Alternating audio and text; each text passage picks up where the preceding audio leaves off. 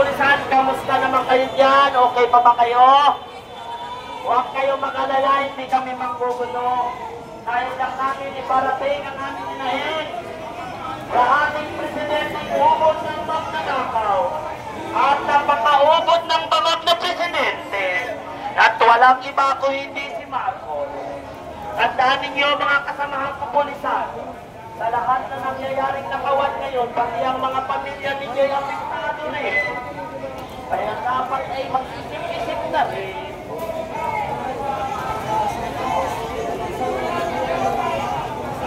Ito po yung mga kapulisan na hindi natin. Ito po ay ating mga kapatid. Ayaw natin ang kaguluhan. Kaya natin ang ating kapayapaan. Dahil alam natin na mga kapatid natin ang pulisan, ang kanilang mga pamilya ay naapektuhan din ng pangnanakaw ng presidenteng mga. Kaya tayo ngayon ay narito upang iparating ang ating inahin at sumisigaw, huwag matakot sa magnanakaw, huwag matakot mong mandarap mo. Ano po ang ating programa?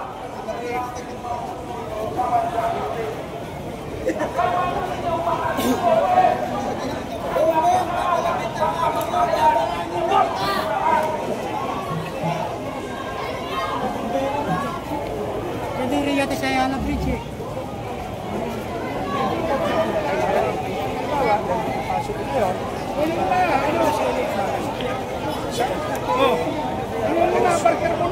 Yan pala eh.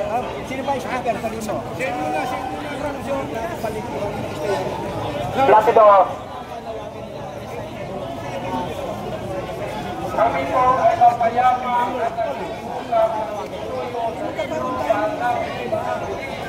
kung hindi nyo kaya hatik at magnanakaw sa loob ng Malacanang. So kami po ang gagawa para sa inyo. Nakakahiya naman po. Opo, nakakahiya po sa ating bayani. Opo, sila po ang nagbuwis ng buhay para sa bayan. Pero ano ang pinapakita nyo bilang mga kasundaluhan namin at mga pulis namin? Kaduwagan. Kaduwagan po ang tawag niya. Kami po ang gagawa, aarestuin po namin ng mapayapa ang mga drug addict, pamilyang drug addict at magnanakaw dyan sa loob ng palasyo. Yun lamang po. Walang gulo, hindi namin. Okay. Dito, sa harapan ng malapit sa Mendola, dahil hindi tayo nakapasok dahil may hara. Dahil takot silang ipurin ang tunay na magnanakaw sa kabanamayan. Kaya Kuya Placido, nasaan ka na? Buksan mo rin ang mga formal na magbukas sa ating programa ngayon.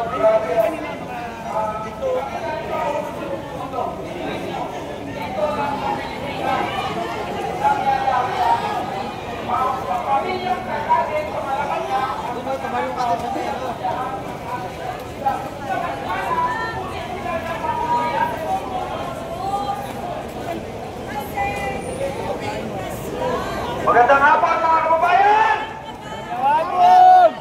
Nandito na ba mga maisok? Andito! Ano ang sigaw ng taong bayan?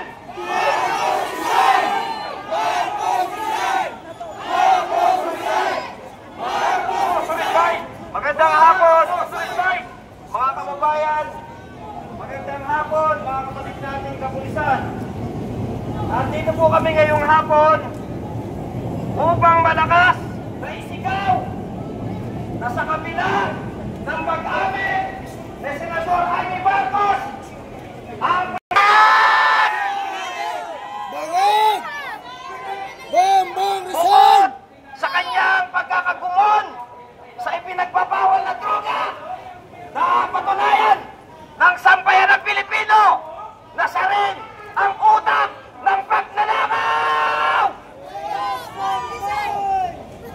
Kaya muli, nandito tayo ngayon upang malaya at payapang ipahayag ang damdamin ng sambayan ng Pilipino na hindi na tayo papayag at hindi na tayo makakatagal sa uri ng gobyerno na tampulan ng pagnanakaw. Kaya muli, ano ang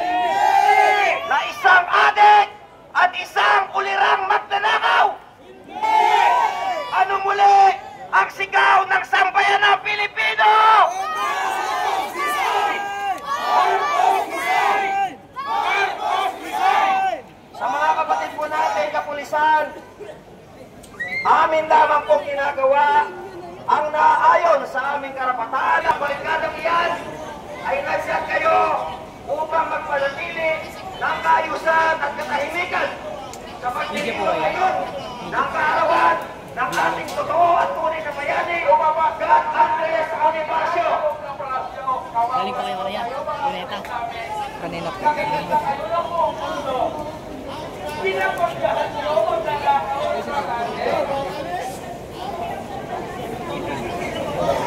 Sa mga kapatid nating kapulisan sa ilalim ng ating konstitusyon na inyong ipaglalaban at inyong poprotektahan. Kaya hindi katulad ng ibang mga grupo, umasa po kayo na bilang mga totoong Pilipino na gumagalang at nagmamahal sa ating konstitusyon, kami ngayon ay nandito upang manawagan.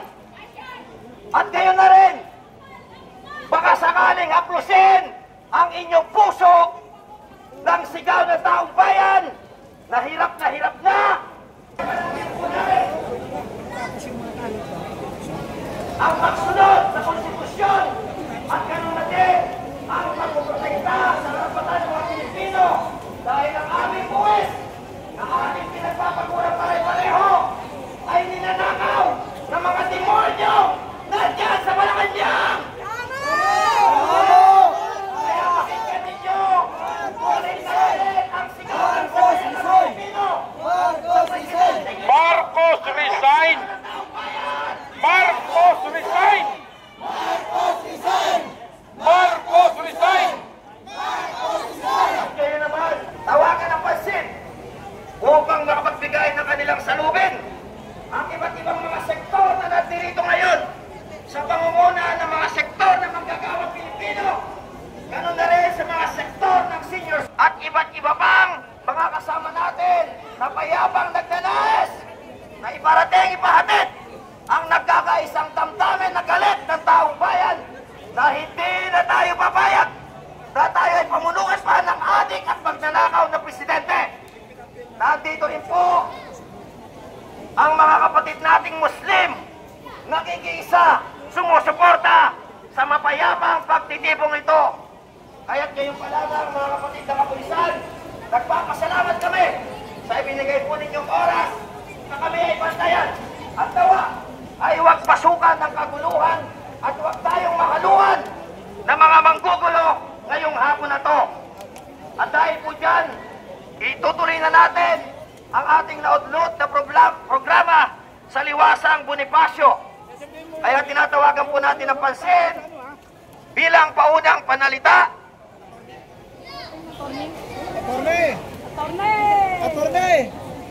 Kayo daw po. Mula sa manggagawa, palakpakan po natin si Ginoong Jose Jesse Olivera.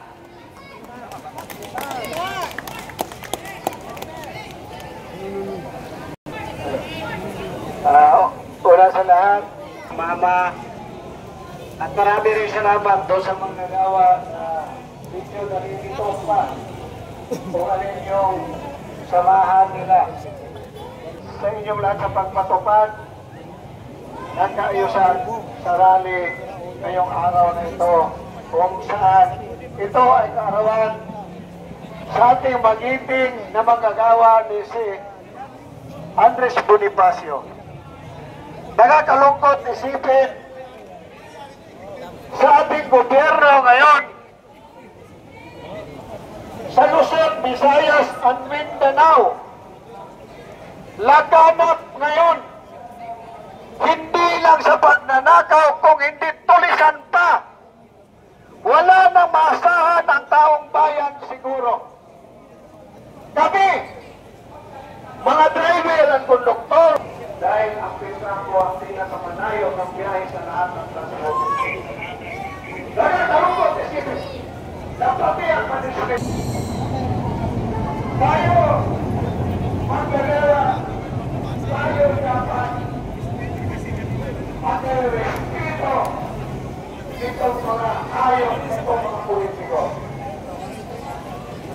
Bakit ganyo? Kahit ito mga politiko, kahit abogado kaya magagawa niya dahil yan ay nagsurpisyo doon sa manggagawa. Para ipagtanggol ang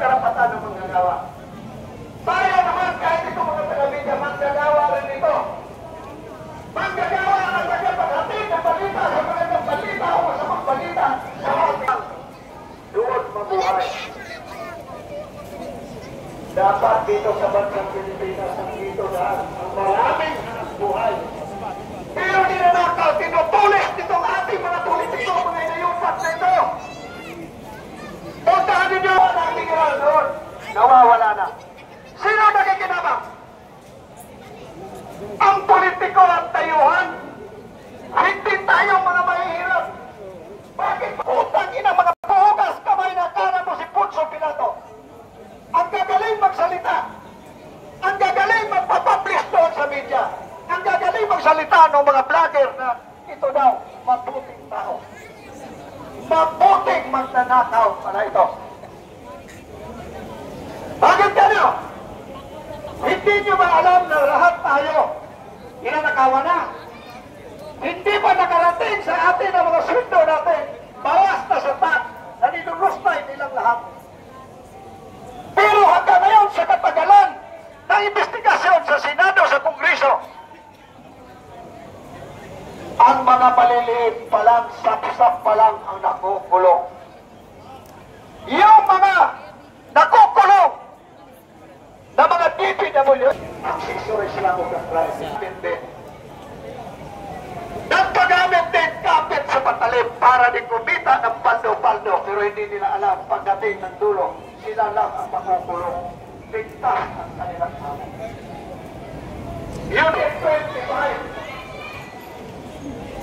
Sino ba ang nag-umpisa para ang budget mahibay-hibay? At para magiging batas. Dahil doon sa Kongreso, bago sa Senado, at para may batas. Pero hanggang ngayon, nanatili ito na walang salita. At siguro, marami pa magsalita. Maraming salamat para sa ibang mga